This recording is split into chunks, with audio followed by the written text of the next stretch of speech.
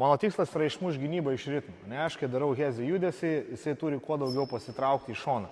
Tai dažnai, kada jūs darot hesitationą, jūs praktiškai pasidarot vietoj ir tada gynyba vis tiek lieka su jumis prieki, kažkiek sujudėjo, bet vis tiek jinai turi nemažai pranašumo prieš jūs. Tai šitoj vietoj dabar ir yra tas kilimėlis, kad jūs, kada darysite hesitationą, užšoktumėt visiškai čia. Ir jau matom, kad gynybai reikia nemažai sujudėti, kas, sakykime, iš didesnio greičio apsunkina. Dabar sekantis momentas, šitoj vietoj turiu atsistoti gerą pagrindą.